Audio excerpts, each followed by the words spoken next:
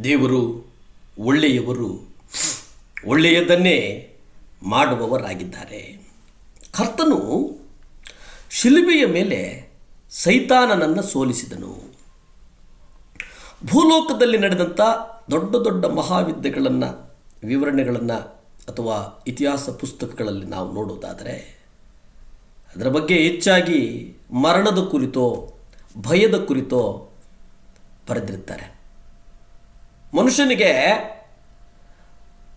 ಮರಣ ಅನ್ನುವಂಥದ್ದು ಕಾಡುವಂಥದ್ದು.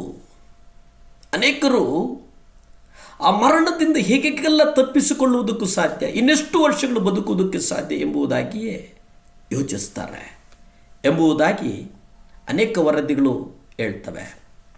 ಆದರೆ ಈ ಲೋಕದ ಅಧಿಪತಿಯಾದಂಥ ಸೈತಾನನನ್ನು ಕಲ್ವರಿಯಲ್ಲಿ ಸೋಲಿಸಿದ ಒಂದು ಯುದ್ಧ ನೀವೆಲ್ಲರೂ ಜೀವಿತದ ಉದ್ದಕ್ಕೂ ಎಂದಿಗೂ ನೆನಪಿಡಲು ಯೋಗ್ಯವಾದಂಥ ಒಂದು ಸತ್ಯವೇದದ ಒಂದು ವಚನ ಇದೆ.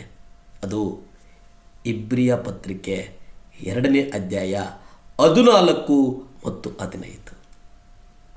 ಇಲ್ಲಿ ನಾವು ನೋಡುತ್ತೇವೆ, ಇದಲ್ಲದೆ ಮಕ್ಕಳು ರಕ್ತ ಮಾಂಸಗಳಲ್ಲಿ ಪಾಲುಗಾರರಾದದ್ದರಿಂದ ಆತನೂ ಸಹ ಅವರಂತೆಯೇ ಆದನು. ತನ್ನ ಮರಣದಿಂದಲೇ ಮರಣಾಧಿಕಾರಿಯನ್ನು, ಅಂದರೆ ಸೈತಾನನನ್ನು ನಾಶ ಮಾಡುವುದಕ್ಕೂ ಮರಣ ಭಯದ ದೆಸೆಯಿಂದ ತಮ್ಮ ಜೀವಮಾನದಲ್ಲೆಲ್ಲ ದಾಸತ್ವದೊಳಗಿರುವವರನ್ನು ಬಿಡಿಸುವುದಕ್ಕೂ ಅವರಂತೆ ರಕ್ತ ಮಾಂಸಗಳಲ್ಲಿ ಭಾಗವಹಿಸಿದನು. ರಕ್ತ ಮತ್ತು ಮಾಂಸಗಳಲ್ಲಿ ಭಾಗವಹಿಸಿದನು ಎಂಬುದಾಗಿ ಬರೆಯಲ್ಪಟ್ಟಿದೆ. ಚೆನ್ನಾಗಿ ಸ್ಪಷ್ಟವಾಗಿ ಈ ವಚನ ನಿಮ್ಮ ಗಮನಕ್ಕೆ ಬಾರದಿರಲಿ ಎಂಬುದಾಗಿ ಸೈತಾನನು ನಿಮ್ಮನ್ನು ವಂಚಿಸ್ತಾನೆ.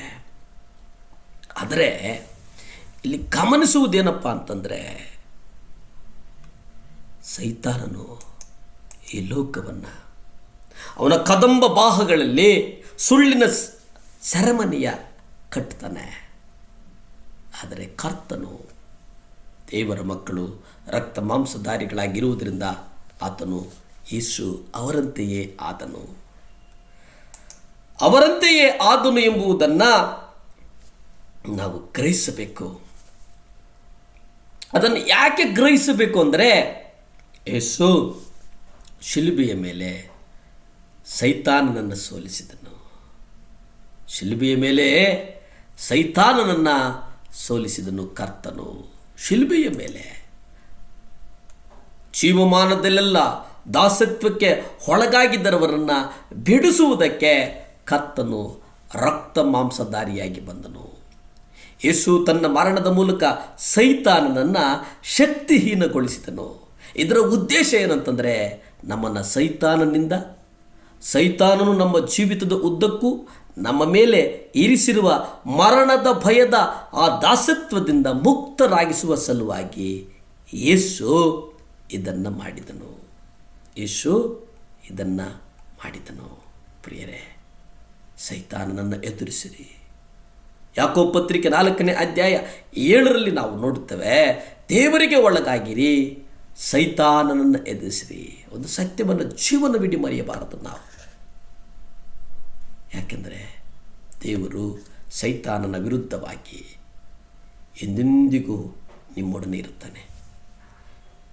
ಅವನು ಮಾಡುವಂಥ ಎಲ್ಲ ಕುತಂತ್ರಗಳ ವಿರುದ್ಧ ಕರ್ತನು ಹೋರಾಟ ಮಾಡ್ತಾ ಇರ್ತಾನೆ. ಯೇಸು ಯಾವಾಗಲೂ ನಮ್ಮೊಂದಿಗಿದ್ದು ನಮ್ಮನ್ನು ಕಾಯ್ತಾನೆ, ನಮ್ಮನ್ನು ಕಟ್ತಾನೆ, ನಮ್ಮನ್ನು ನಡೆಸ್ತಾನೆ, ನಮ್ಮನ್ನು ಅಭಿವೃದ್ಧಿಪಡಿಸ್ತಾನೆ. ಪ್ರಾರ್ಥಿಸಿಕೊಳ್ಳೋಣ. ಭೂಮಿ ಆಕಾಶಗಳನ್ನು ಉಂಟು ಮಾಡಿದಂಥ ಸರ್ವಶಕ್ತನಾದಂಥ ದೇವರ ಸ್ತೋತ್ರಪ್ಪ. ಸ್ತೋತ್ರ ದೇವರೇ, ನಮ್ಮನ್ನು ಆಶೀರ್ವದಿಸಕ್ಕಾಗಿ ಸ್ತೋತ್ರ. ಯೇಸಪ್ಪ, ಕುಟುಂಬಗಳನ್ನು ನಿಮ್ಮ ಕರಗಳಿಗೊಪ್ಪಿಸಿ ಪ್ರಾರ್ಥಿಸ್ತೇನೆ. ಯೇಸುವೇ, ನಿಮ್ಮ ರಕ್ತ ಚೆಲ್ಲಲ್ಪಡಿಸು. ಕುಟುಂಬಗಳನ್ನು ಬಲವಾಗಿ ನಡೆಸಯ್ಯ. ಕುಟುಂಬಗಳನ್ನು ಬಲವಾಗಿ ನಡೆಸು. ನಿಮ್ಮ ರಕ್ತ ಚೆಲ್ಲಲ್ಪಡಲಪ್ಪ. ಯೇಸಪ್ಪ, ಆಶೀರ್ವಾದ ಮಾಡು. ಕುಟುಂಬಗಳನ್ನು ಆಶೀರ್ವದಿಸು, ಬಲಪಡಿಸು, ಸ್ಥಿರಪಡಿಸು. ಯೇಸುವಿನ ನಾಮದಲ್ಲಿ ಬೇಡ್ತೇನೆ ಪರಮ ತಂದೆಯೇ, ಆಮೆನ್.